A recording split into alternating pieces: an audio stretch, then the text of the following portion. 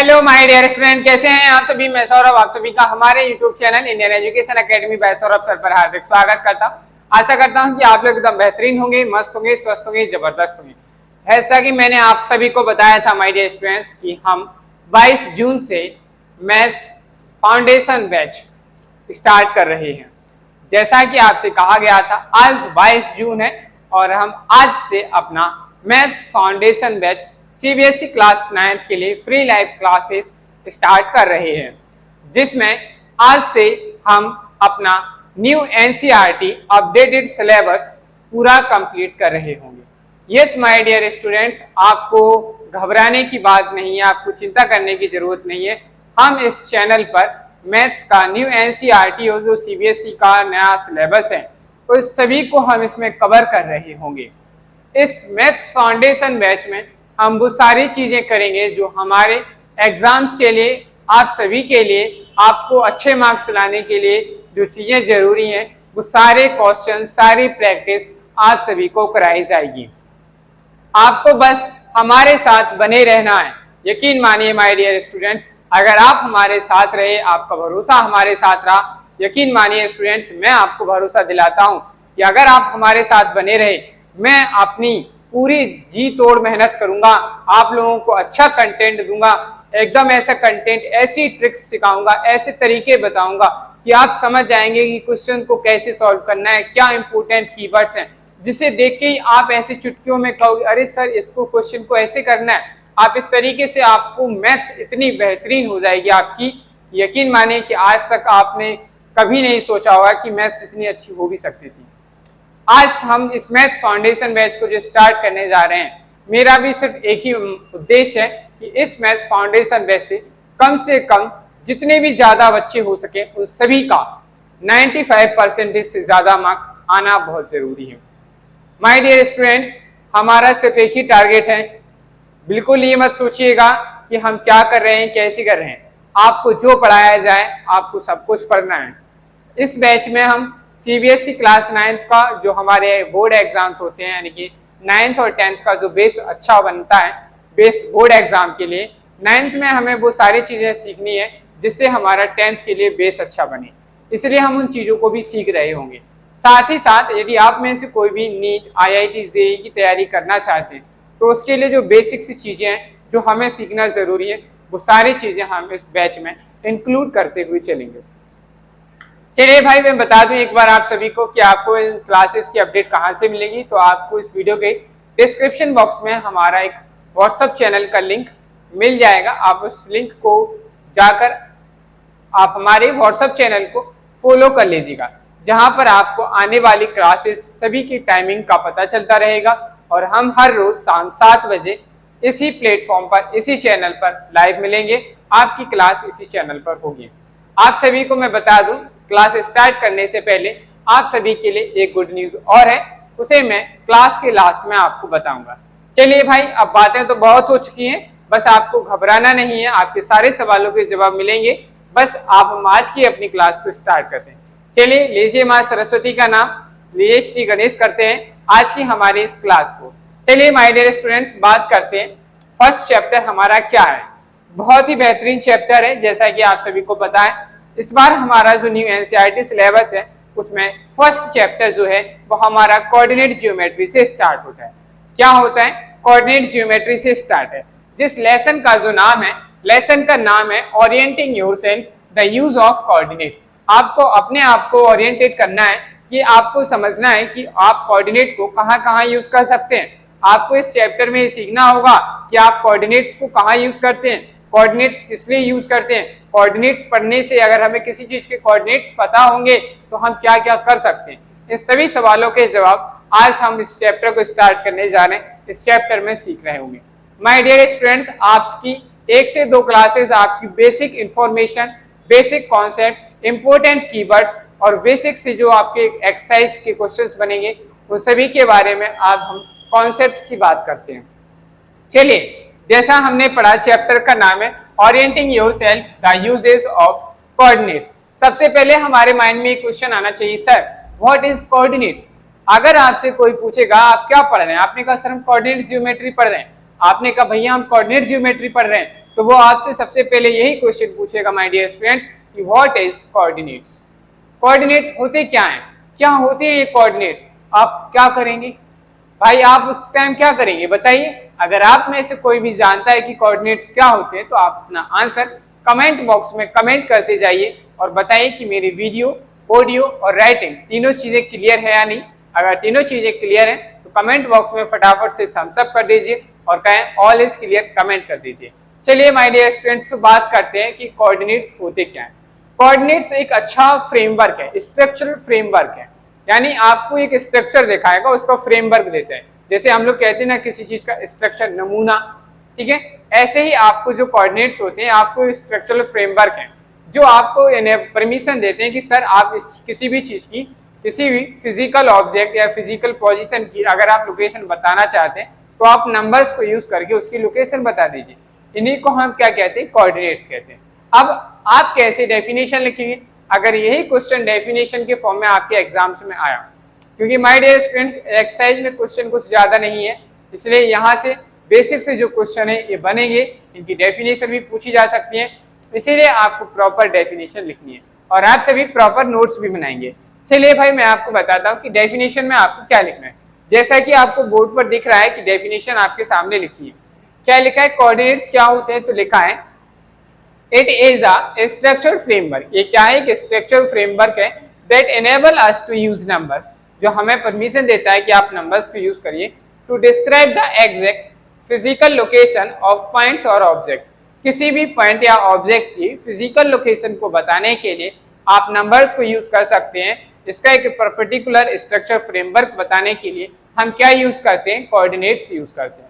चलिए सर हमें ये बात तो समझ में आई कि हम कोऑर्डिनेट ये होता है, लेकिन सर हम नंबर्स यूज कर रहे हैं, जो नंबर्स हम यूज करेंगे उन्हें हम क्या कहेंगे भाई। जैसे मान लीजिए सपोज दैट यहाँ पे देखिएगा, जैसे मैंने कहा, अभी आपने कहा सर हम नंबर्स यूज करेंगे, मैंने कोई भी नंबर लिख लिया, मैंने लिखा 37, आखिर ये 37 आए हैं, इनको हमने इस तरीके से लिखा है तो हम इन्हें क्या कहेंगे।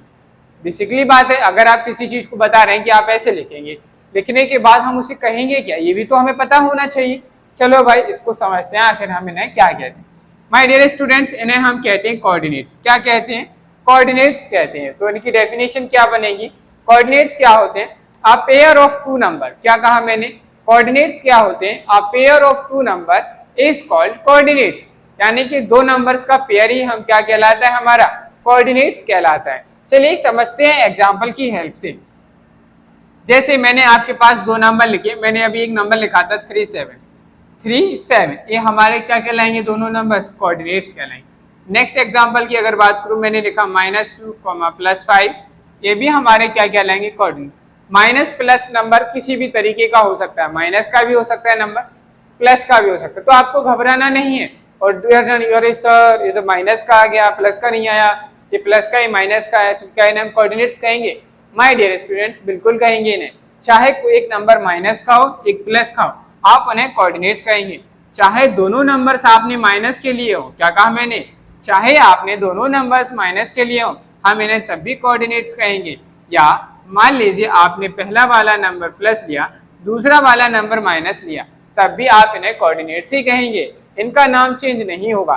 चाहे आप दोनों नंबर्स माइनस के लिए प्लस के लीजिए, एक माइनस एक प्लस का लें, एक प्लस एक माइनस का लें, तब भी आपको इन्हें क्या कहना है माय डियर स्टूडेंट्स, कोऑर्डिनेट्स ही कहना है। बताइए इन दोनों चीजों को समझने के बाद यदि आपको कोई डाउट है, यदि आपके पास कोई कंफ्यूजन है, आपको कुछ पूछना है, तो आप कमेंट बॉक्स में फटाफट से कमेंट करिए और पूछिए कि आपको कोऑर्डिनेट और कोऑर्डिनेट्स दोनों में कोई डाउट है। अगर है तो कमेंट बॉक्स में फटाफट से कमेंट कर दीजिए, मैं आपकी कमेंट का इंतजार कर रहा हूं, उसके बाद मैं आपके डाउट को बताऊंगा। अगर किसी को कोई डाउट नहीं है तो फिर हम आगे कंटिन्यू करेंगे, आगे नेक्स्ट चीज के बारे में बात करते हैं। समझ में आई बात। चलिए मेरे मन में एक क्वेश्चन आया, मैं आपको बताता हूं।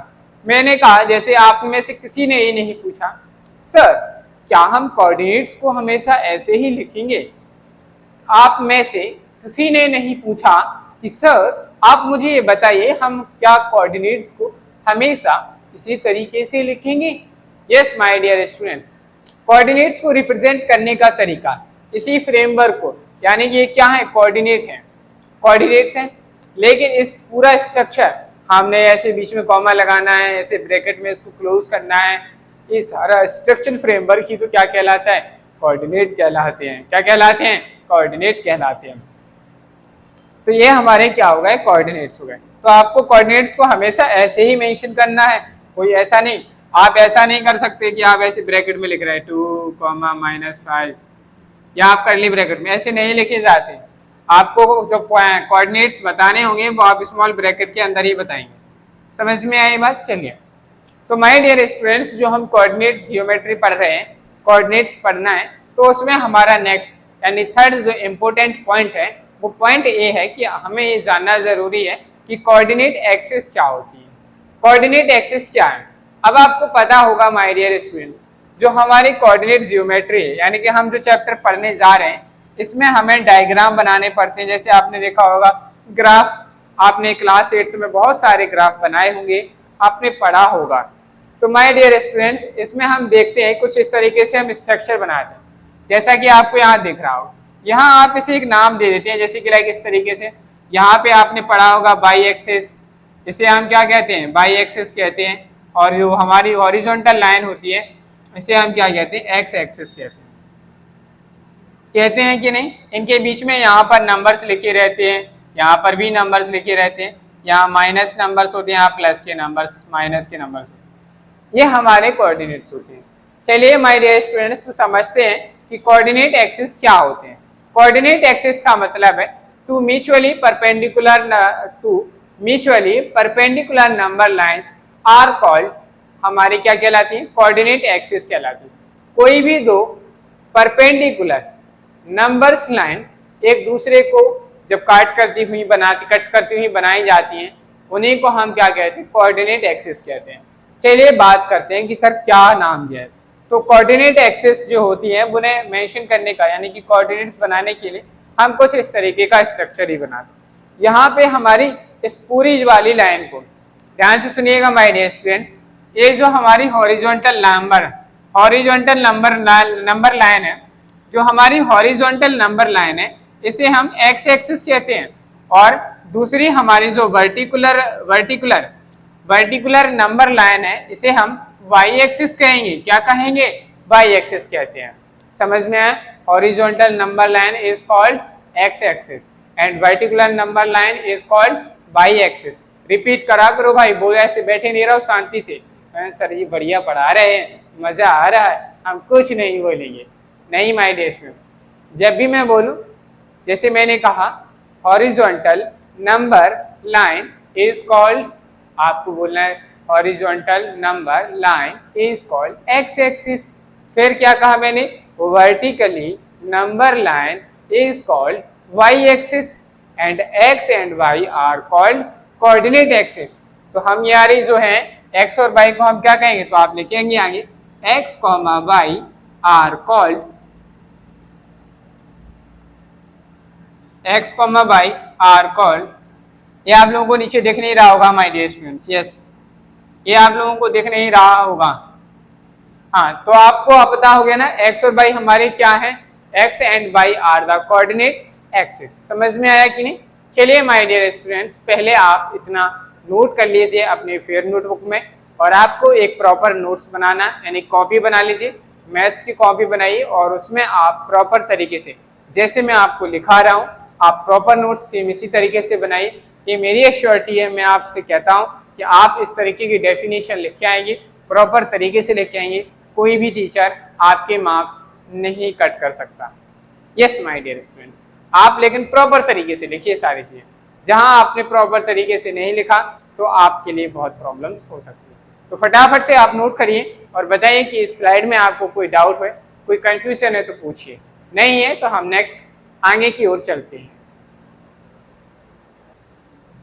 चलिए भाई अब आगे बात करते हैं।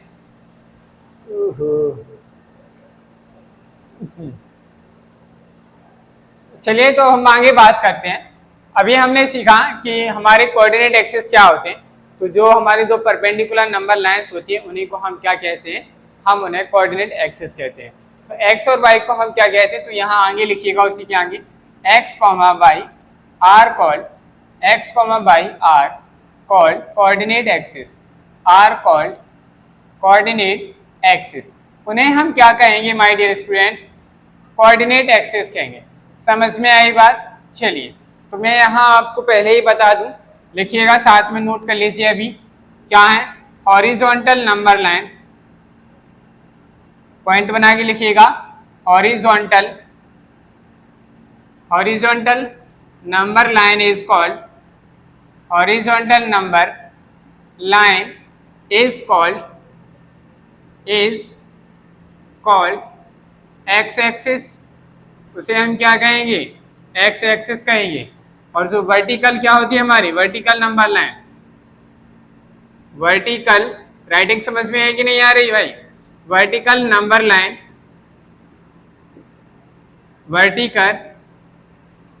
Vertical number line is called y axis, उसे आप क्या कहेंगे? y एक्सिस कहेंगे। समझ में आई बात? चलो, ये तो समझ में आ गई कि सर हमें अगर हॉरिजॉन्टल लाइन होगी तो हम उसे x एक्सिस कहेंगे, वर्टिकल होगी तो हम उसे y एक्सिस कहेंगे। चलिए भाई, इसके बाद हमारा नेक्स्ट जो आती है वो आपको पता होना चाहिए कि हमारा कोऑर्डिनेट ज्योमेट्री किसे कहते हैं। आखिर कोऑर्डिनेट ज्योमेट्री है क्या? आपने बहुत से नाम सुना है, कोऑर्डिनेट ज्योमेट्री, तो आप मुझे बताइए सर कि ये कोऑर्डिनेट ज्योमेट्री है क्या? तो बताओ भाई माय डियर स्टूडेंट्स, अगर आप में से कोई भी स्टूडेंट्स ये जानता है कि कोऑर्डिनेट ज्योमेट्री किसे कहते हैं, व्हाट इज कोऑर्डिनेट ज्योमेट्री, कोई भी बताइए, जिसे आता है कोई भी स्टूडेंट बता सकता है कि कोऑर्डिनेट ज्योमेट्री क्या होती है। बताइए, जल्दी से बताइए भाई, क्या होता है कोऑर्डिनेट ज्योमेट्री? तो हम लिखेंगे क्या होता है coordinate geometry? The location of the point, the location of the points, the location of the points and their relationship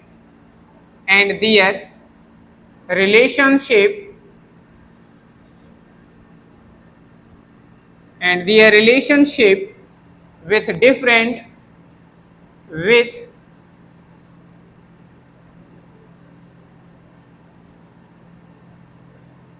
different geometrical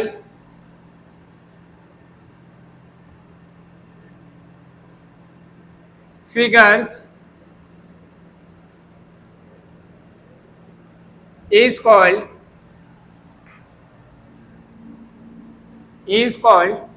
coordinate geometry।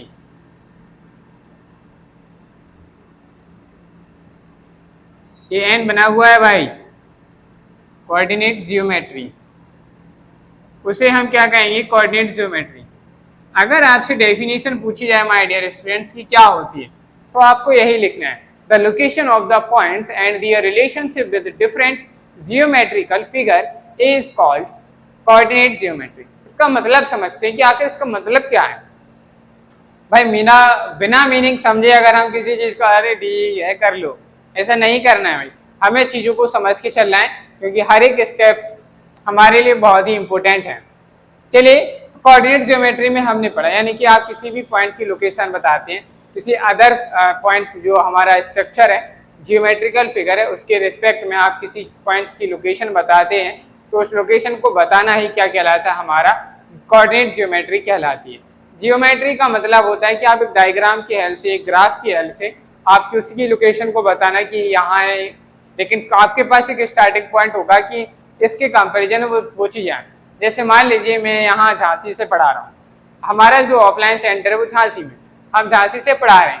अब आपके घर की डायरेक्शन अलग अलग है, आपका घर कहीं और रहता है, मान लीजिए जैसे कि आप कहीं और रहने वाले हैं, जैसे मैं शिवाजी नगर से हूँ, शिवाजी नगर, कोई पता रहते गुमनाबारा में रह रहा हो, कोई पता चले करकवासी में रह रहा हो, कोई पता हो लाइट पे रह रहा हो, तो वो हमें उसके घर की लोकेशन को बताने के लिए कुछ पॉइंट्स की जरूरत पड़ेगी।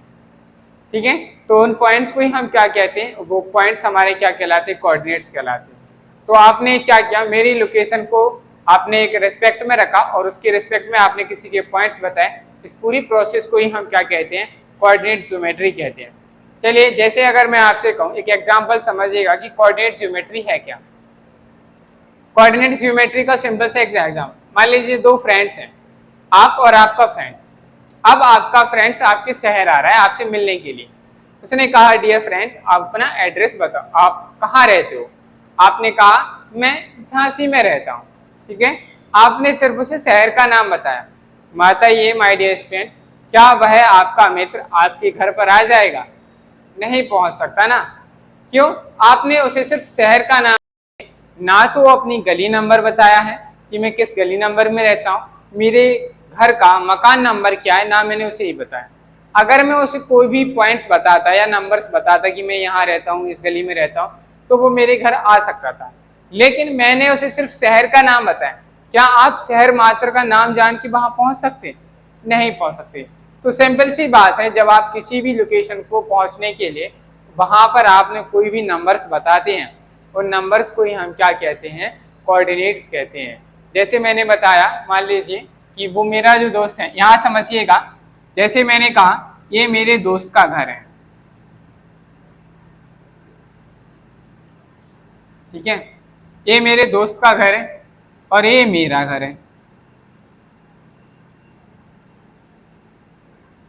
ये मेरे दोस्त का घर है, ये मेरा घर है। अब भाई मेरा दोस्त यहाँ खड़ा हुआ है और मैं यहाँ हूं।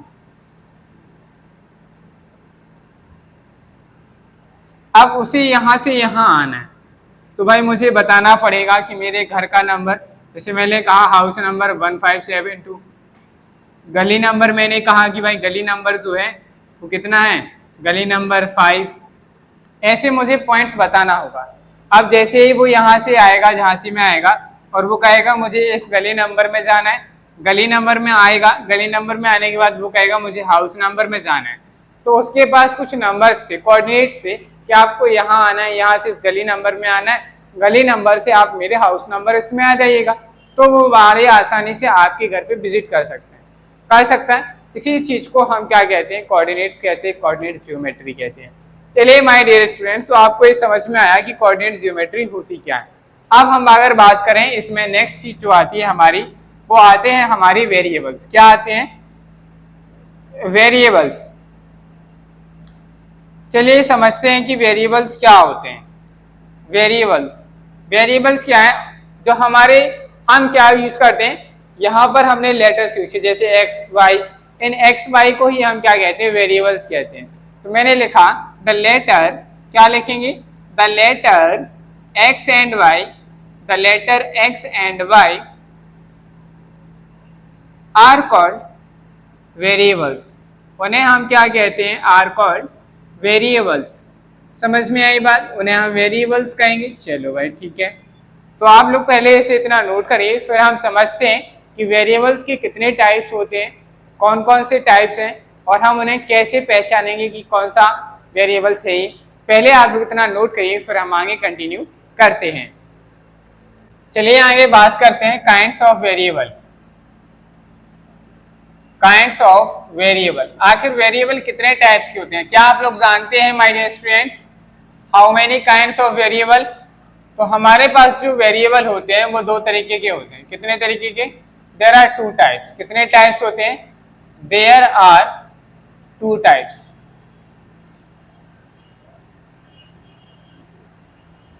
पहला कौन सा होता है? टू टाइप्स के होते हैं। पहला होता है हमारा डिपेंडेंट वेरिएबल। क्या होता है? Dependent variable. दूसरा क्या होगा फिर? Independent variable. एक होता है dependent variable and second is independent.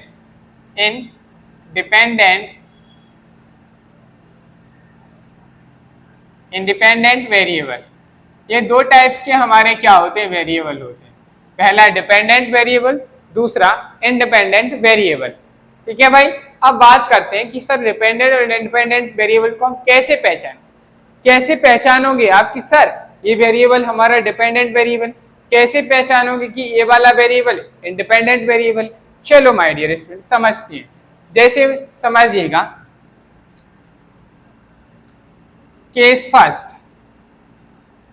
Case first में इफ, समझिएगा मैं क्या बताना चाह रहा हूं, if the linear equation, if the linear equation if the linear equation is in x and y, in x and y is expressed with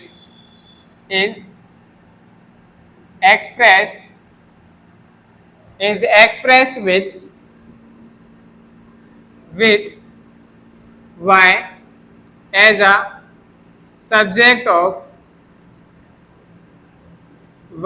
a subject of formula, या आप इक्वेशन भी लिख सकते हैं with y as a subject of formula, या equation जो equation है या जो फॉर्मूला है उसमें हमारा y क्या है, सब्जेक्ट है. If the linear equation is in x and y is expressed with y as a subject of formula, then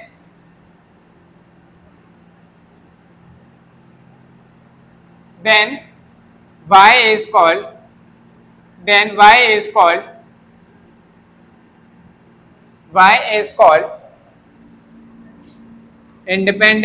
independent variable.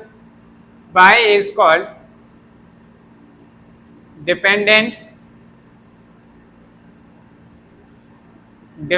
variable, and x is called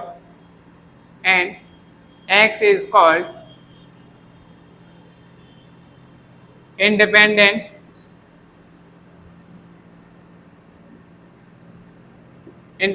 variable. समझ में आई बात? चलो समझते हैं. मैंने क्या लिखा, अगर कोई लीनियर इक्वेशन को आपने एक्सप्रेस किया, हमारी कोई लीनियर इक्वेशन जो है वो x और y में है, आप जब इसे एक्सप्रेस करते हैं, y उसमें आपने मेन सब्जेक्ट बनाया है उस इक्वेशन का, तो हमारा y क्या हो जाएगा, डिपेंडेंट वेरिएबल हो जाएगा, एंड x हमारा क्या हो जाएगा, इंडिपेंडेंट वेरिएबल हो जाएगा. चलो भाई एक बात समझते हैं एग्जाम्पल की हेल्प से, तभी आपको इस बात को समझ में आ पाएगी. जैसे मैंने कहा y is equal to 2x plus 3. समझिएगा माय डियर स्टूडेंट, मैंने लिखा y is equal to 2x plus 3. अब y कैसे हमारा डिपेंडेंट वेरिएबल हुआ, x कैसे इंडिपेंडेंट वेरिएबल हुआ, वो समझो. मान लीजिए यहाँ पर x की वैल्यू कुछ है, मैंने मान लिया पुट किया, x की वैल्यू आपने यहाँ पे 1 ली, तो y की वैल्यू कितनी आ जाएगी, 2 इंटू 1 प्लस 3. तो आपने कहा सर y की वैल्यू आ गई 5. ठीक है, चलो भाई केस सेकंड, ये हाँ देखो, फिर आपने क्या किया कि आपने एक बार x की वैल्यू 2 ली, तब y की वैल्यू क्या हो जाएगी, 2 इंटू 2 प्लस 3, 2 टू 4 और 3 7 आ गया.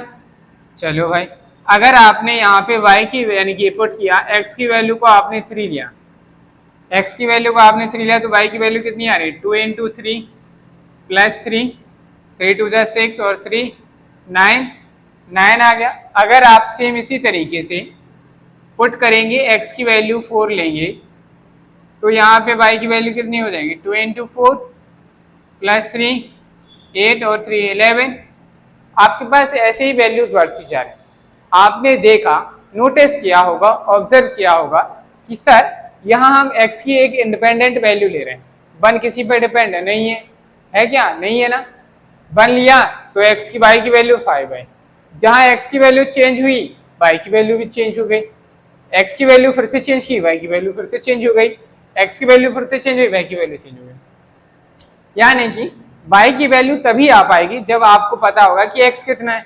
तो y जो है वो डिपेंड कर रहा है, y की वैल्यू डिपेंड कर रही है किस पर, x पर कर रही. जब कोई चीज किसी पर डिपेंड होती है तो उसे हम क्या कहेंगे, डिपेंडेंट कहेंगे. इसीलिए इस इक्वेशन में y हमारा क्या कहलाएगा, डिपेंडेंट वेरिएबल, और x हमारा क्या कहलाएगा, इंडिपेंडेंट वेरिएबल. समझ में आया कि नहीं, ये बताओ भाई, ये बात समझ में आई कि नहीं.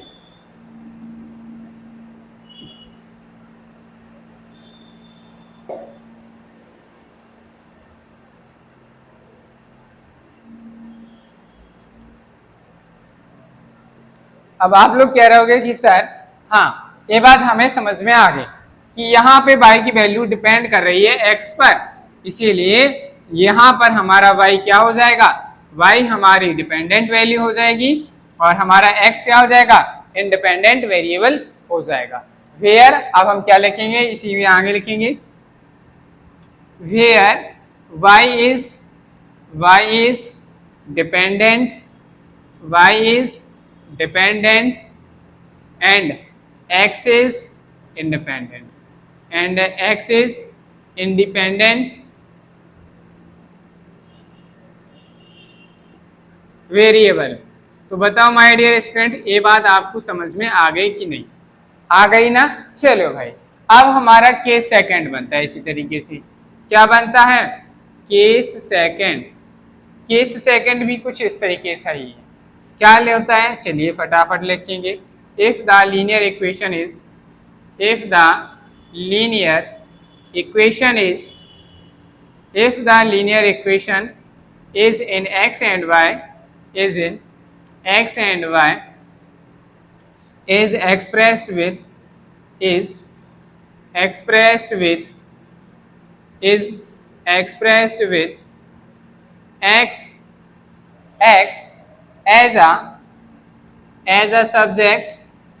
x as a subject of equation,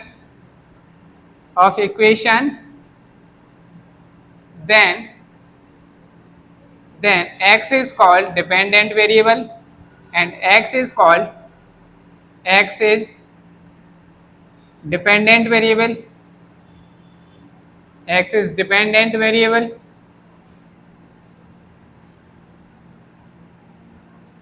and y is independent variable and y is independent variable.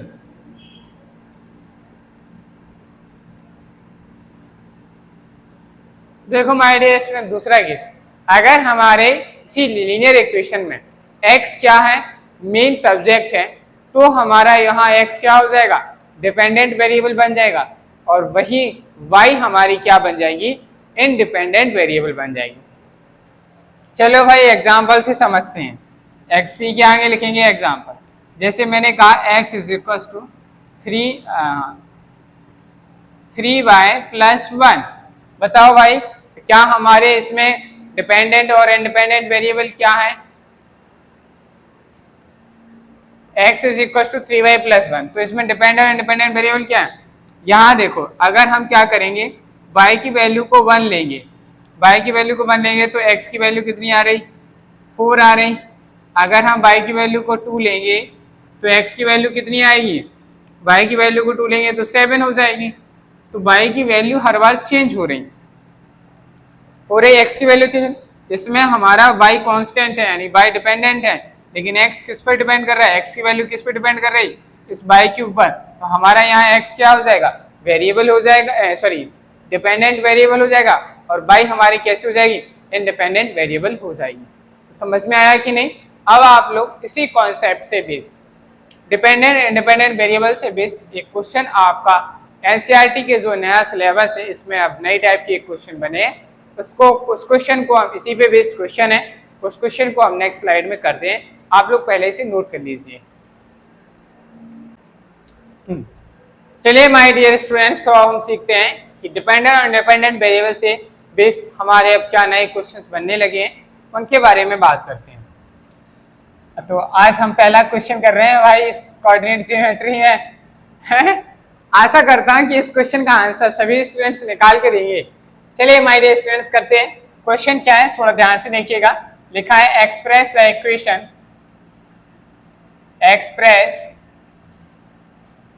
Writing clear है कि नहीं बता दीजिएगा माय डियर स्टूडेंट्स। अगर दिख नहीं रहा है या कोई चीज विजुअलिटी नहीं रहती तो बता दिया करो। Express the equation 4x - 5y + 20 is equals to 0 in the form such that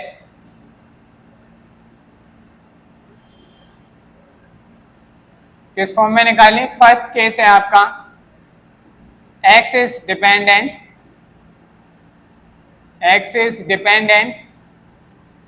and y is independent variable,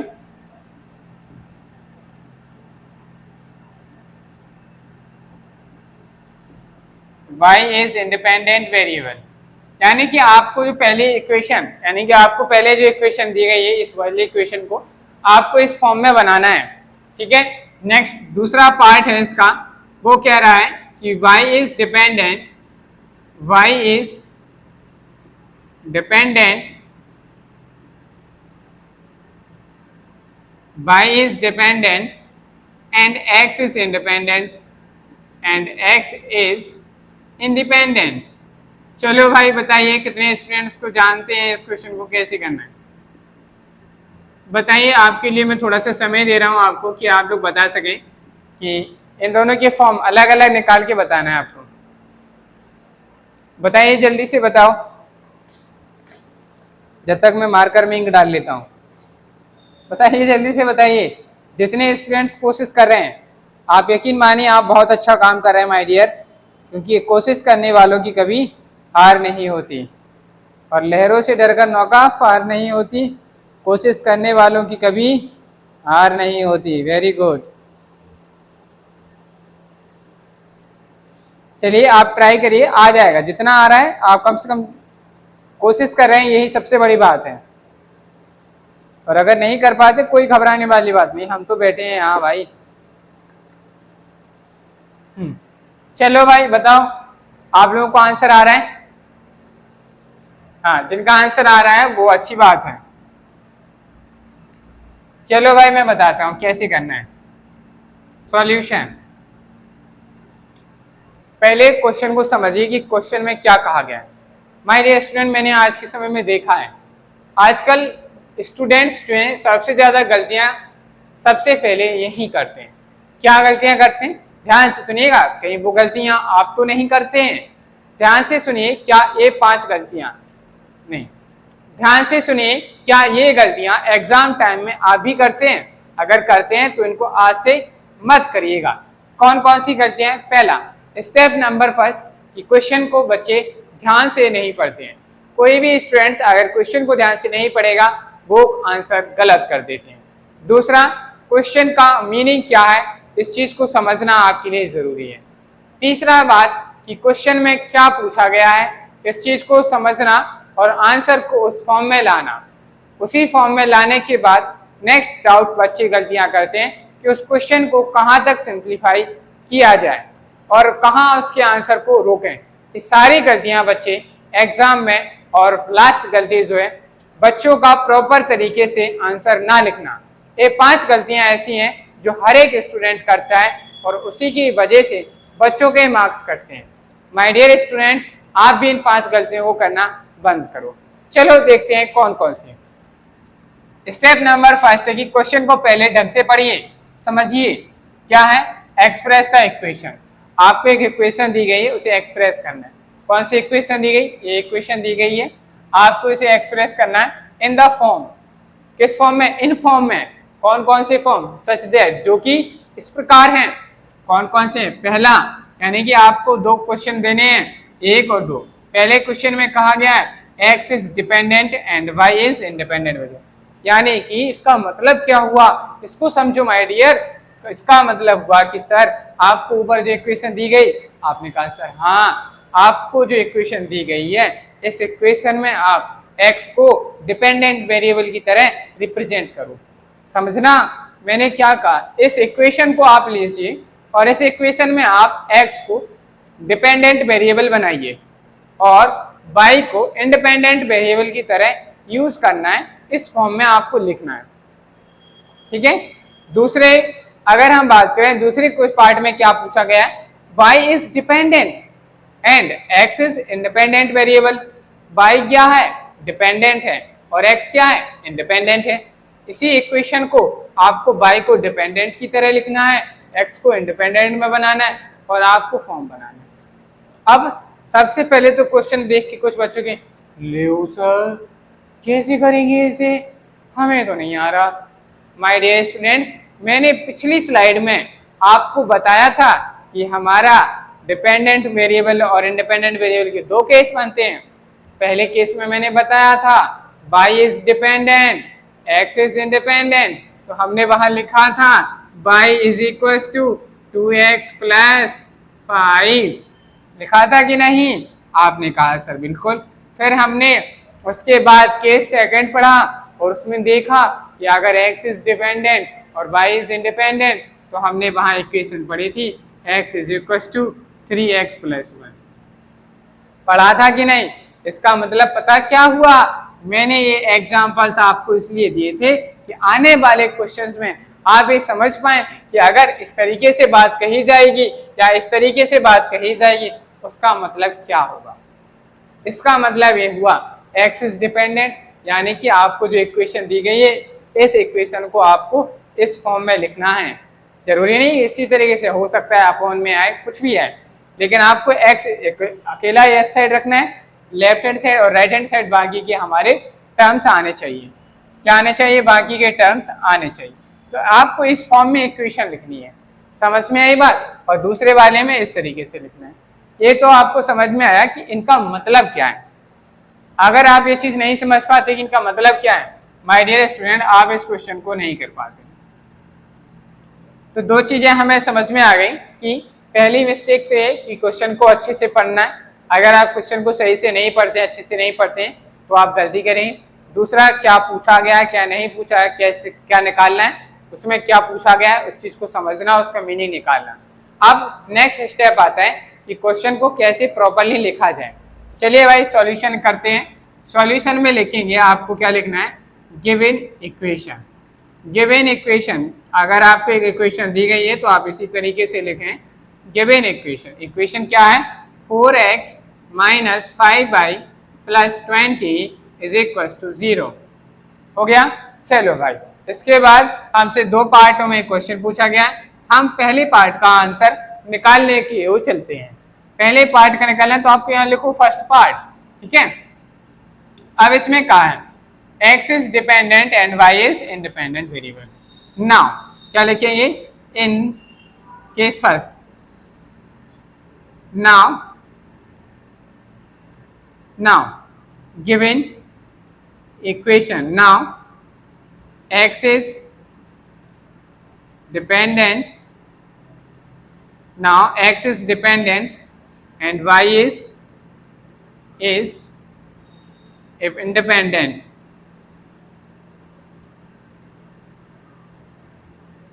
independent, ठीक है।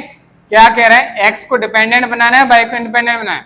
तो हम यहाँ क्या लिखेंगे? सिंस क्या इक्वेशन दी गई? 4x - 5y + 20 = 0। अब x इज डिपेंडेंट का मतलब क्या हुआ? x इज डिपेंडेंट का मतलब हुआ x = 3y + 1। इस तरीके के फॉर्म में बनाना है। तो यानी कि हमें क्या करना होगा? माइनस का 5y प्लस का 20 इक्वल के उस साइड करना होगा। इससे इक्वल के उस साइड ले जाएंगे ना तो हम क्या कहते हैं? ट्रांसपोजिशन कहते हैं। तो हमारा नेक्स्ट स्टेप क्या होगा? तो हमारे पास नेक्स्ट स्टेप हो जाएगा देयरफॉर 4x = माइनस का 5y उस साइड जाएगा, ट्रांसपोजिशन होगा तो प्लस का 5y हो जाएगा। हो जाएगा कि नहीं? प्लस का 20 उस साइड जाएगा। देखो भाई यहाँ प्लस का 20 है, इसका ट्रांसपोजिशन इक्वल के दूसरी साइड करते हैं तो साइन बदल जाते हैं, प्लस माइनस हो जाता है, माइनस प्लस हो जाता है। तो प्लस का 20 उस साइड गया तो क्या बन गया? माइनस का 20। हमें निकालना क्या है? x अकेली वैल्यू निकालनी है और उसके साथ कितना लिखा है? 4। तो यहाँ से इस 4 को हटाएंगे। कब हटेगा? जब आप x की वैल्यू निकालिए तो क्या करेंगे? डिवाइड कर देंगे। तो डिवाइडेड बाय 4, तो लिखेंगे यहाँ पे डिवाइडेड बाय 4। 4 से डिवाइड करेंगे, 4 से डिवाइड करेंगे तो क्या आ जाएगा? x अकेला बचेगा यहाँ इक्वल, यहाँ क्या आ जाएगा? 5/4 माइनस का 20/4। इसे सिंप्लीफाई करिए, 5 से करेंगे 5 4 जा 4 5 जा 20। तो फाइनली आपके पास कितना आ गया? आपके पास निकल के आया x = क्या निकल के आ गया? 5/4 माइनस का 5। यही हमारा पहले वाले पार्ट का आंसर है। ये आपका फर्स्ट पार्ट का आंसर निकल के आ चुका है। बताओ किसी को कोई डाउट? समझ में आया? एक बार फिर से समझो मैंने क्या किया। यहाँ से आपको एक क्वेश्चन दी गई थी, आपको इस फॉर्म में निकालना, यानी कि x को डिपेंडेंट बनाना था, यानी आपको x की वैल्यू निकालनी है। वैल्यू निकालनी है तो हमने क्या किया, बाकी के जितने भी टर्म्स थे उन सभी टर्म का ट्रांसपोजिशन किया। ट्रांसपोजिशन में साइन चेंज होते हैं, अगर माइनस का नंबर है तो प्लस हो जाएगा, प्लस का है तो माइनस हो जाएगा। ट्रांसपोजिशन किया तो 4x इज इक्वल टू आ गया, माइनस के 5 बाई इस साइड आए, प्लस के 5 बाई हो गया, प्लस के 20 साइड आए, माइनस के 20। इसको पूरे इक्वेशन को हमने क्या किया, डिवाइड किया 4 से। 4 से डिवाइड करेंगे तो 4 से 4 कैंसिल हो जाएगा, बचा कितना, x अकेला बचा, इक्वल का साइन एस टी से आ गया। 5 बाई को हमने 4 से डिवाइड किया तो अपन में 4 आ गए, माइनस का माइनस, 20 को 4 से डिवाइड करें, 4 5 जा 20। तो फाइनली हमारे पास क्या आया, x is equal to 5 by upon 4 minus 5 आया, और यही हमारे फर्स्ट पार्ट का क्या गया, आंसर आ गया। समझ में आया कि नहीं। सेकंड पार्ट वाले का आंसर आप लोग ऐसे ही निकाल के बताओ, सेकंड पार्ट का आंसर भी बताइए आप लोग ऐसे ही।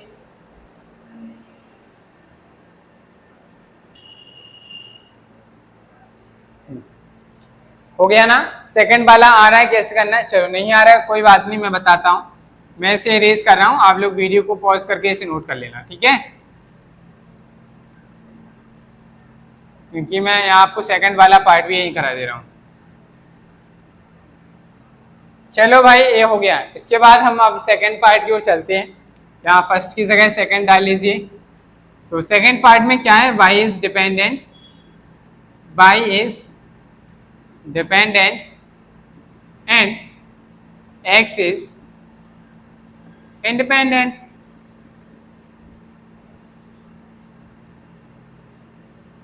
इसका मतलब क्या हुआ कि आपको जो इक्वेशन निकालनी है इस तरीके से निकालनी है, इस फॉर्म में निकालनी है आपकी इक्वेशन। समझ में आई, चलो करते हैं। तो क्या लिखेंगे यहाँ पे, सिंस कितना दिया है हमें, 4x minus 5y is equal plus 20 is equal to कितना है, 0। देखो भाई माइनस का 5y है, क्यों ना हम y को साइड भेज दें, बाकी सारी चीजें यहीं रहने दें। तो 4x plus 20 is equal to minus 5y का ट्रांसपोजिशन कराया, प्लस का 5y हो गया। आप इसे एक्सचेंज भी कर सकते हैं, यानी कि आप 5y इज इक्वल टू ऐसे भी लिख सकते हैं, 4x प्लस 20, कोई घबराने वाली बात नहीं है। यहाँ से आप मुझे बताइए y की वैल्यू क्या आ जाएगी। नाउ नेक्स्ट, यहाँ से y की वैल्यू निकल के आएगी, y is equal to 4x upon 5, यानी डिवाइड में आ जाएगा, 4x प्लस 20 अपॉन में 5 हो जाएगा। y की वैल्यू क्या हो जाएगी फिर, 4x अपॉन 5 प्लस यहाँ पे क्या गया, 20 अपॉन 5। 5 से डिवाइड करेंगे 20 कितना आ गया, 4 आ गया। फाइनली हमारे पास क्या आंसर आ गया, y is equal to 4x upon 5 plus 4। यही हमारा सेकंड पार्ट का क्या निकल के आ गया, आंसर।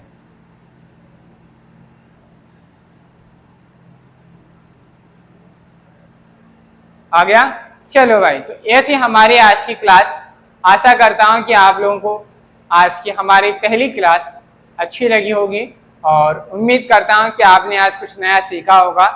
शायद अगर कोई कमी रह गई या कोई चीज़ में डाउट है या कोई भी चीज़ आपको लगता है कि सर अगर ऐसा करेंगे तो और भी अच्छा हो सकता है, तो आप लोग उसे ज़रूर कमेंट बॉक्स में कमेंट करके बताइए, और बताइए कि आज की क्लास आपको कैसी लगी, क्या आपको अच्छा लगा कि नहीं, आपको क्या नया सीखने को मिला। साथ ही माय डियर स्टूडेंट्स, मैं आपको बता दूं कि अगर आपकी मैथमेटिक्स में कैलकुलेशन अच्छी नहीं है तो आपको घबराना नहीं, हमारी जो है वैदिक मैथमेटिक्स की क्लासेस ऑलरेडी हो चुकी हैं। आप वहां से एक से एक अच्छी एक से बेहतरीन एक ट्रिक को सीखिए और अपनी मैथ्स की कैलकुलेशन को अच्छा करिए, ठीक है। जिसके लिए वैदिक मैथमेटिक्स एक प्लेलिस्ट है, जिसका लिंक आपको यहाँ वीडियो के ऊपर दिख रहा होगा, ठीक है। आप यहाँ पे आपको वैदिक मैथमेटिक्स की प्लेलिस्ट दिख रही है, आप इस पर क्लिक करिए और आप यहाँ से अपनी कैलकुलेशन को बूस्ट करने के लिए ट्रिक्स सीख सकते हैं। चलिए भाई, आशा करता हूँ कि आज की क्लास आप लोगों को पसंद आई होगी। अगर क्लास पसंद आई है तो वीडियो को लाइक करें, चैनल पर नए हैं तो चैनल को सब्सक्राइब कीजिए, बेल आइकन को प्रेस करें, जिससे कि आपको नेक्स्ट आने वाली क्लासेस का नोटिफिकेशन समय पर मिलता रहे। साथ ही क्लासेस को अपने फ्रेंड्स के साथ शेयर करें जिन्हें मैथ से बहुत डर लगता है, या जो क्लास 9th से मैथ सीखना चाहते हैं, पढ़ना चाहते हैं, उनके साथ जरूर शेयर करिए।